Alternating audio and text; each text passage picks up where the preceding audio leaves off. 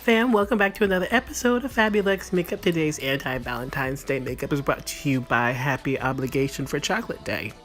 I've never really been into the Valentine's Day scene, but you know, to each their own. So today I'm defining my brow and outlining my brow with the Hydra brow from Real Colors. And then on top of that, to fill in the brow, I'm using the brown pomade from NYX Cosmetics. Just giving some shape and boldness to this face.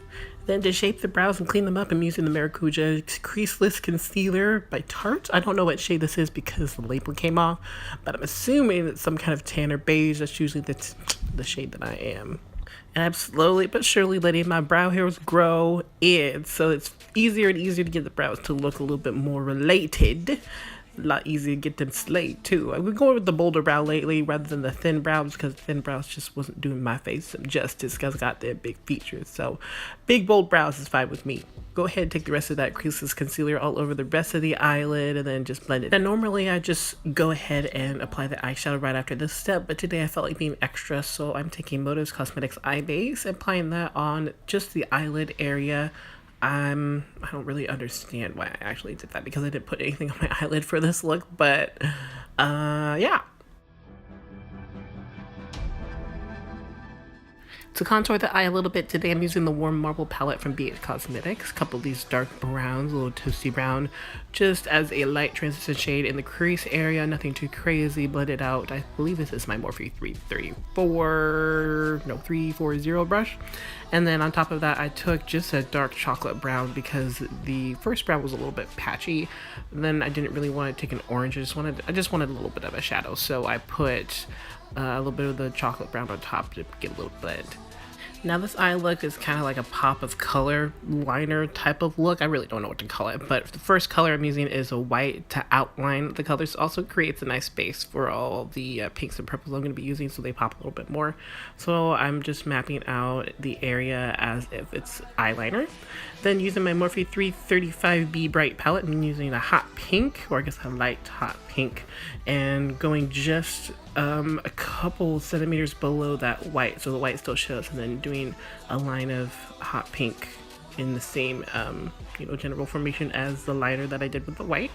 And then I'm just going to repeat that process with some dark purple, try to keep it a little bit lower to the lash line and not putting it on top of the pink, but it did kind of blend anyway. So I was just trying to make this whole look layered and definitive, but they were blended a little too well, so it was taking a little extra steps and going back and forth between each color. And then for the final color, I used black just along the lash line, almost tight lining the lash line with some black shadow. I did use some black liner later, but that was just mostly to sharpen up the black line to keep it a little bit cleaner. Now this liner is from NYX, the Epic Ink liner. I love this liner. It is my godsend, I'll tell you. It dries matte. It's one of my favorites. And then I'm just rocking some Wish lashes, nothing fancy. Back to the rest of the face, using black Opal full coverage concealer in the shade Honey. It's a neutral shade. It's a little bit lighter than my foundation, obviously, but it's not as light as, say, my Tarte concealer that I use sometimes. So when I blend it out, it's more of like a sun-kissed highlight rather than like a bright, we go Malin highlight. And then to contour, I'm using the Sculpting sticks from Colourpop in the shade Plutonic. Doing all the cream contouring today.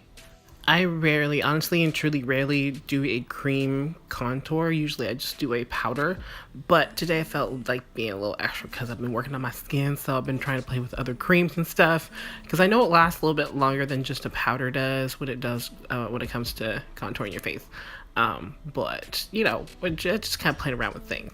Now for me, when I'm doing a highlight and contour when they're both creams, I do like to just do them all at once. And then since I let the concealer on a little bit longer than the cream contour, I do like to take some kind of spray, whether that's water or setting spray, some kind of liquid, spray on your face, and that helps blend everything out a little bit better. Now, I don't understand why I've always done this, but I've always used a brush to blend out my cream contour instead of a beauty blender. I think that's just because that's how I understand my skin texture is just a little bit drier and a little bit on the rougher side. So when it comes to blending things upwards on certain areas of my face, it's just easier to use a brush because it makes it more airbrushed rather than patchy and like cakey. Now this contour and highlight palette from Palladio has been my lifesaver for pretty much, I think, 2.5 months now I've been using it daily, and been hitting pan on all my highlight palettes colors. But you know, still powering through. It's really a nice palette. It's really affordable and kind of a steal and random find I found at a local beauty supply store. Now I went with white gel liner for the waterline just because I wanted my eyes to pop a little bit more, almost doll-like, if you will, since I didn't have too much going on in the eyelid, eye crease area, except for the liner, little pop of color purple.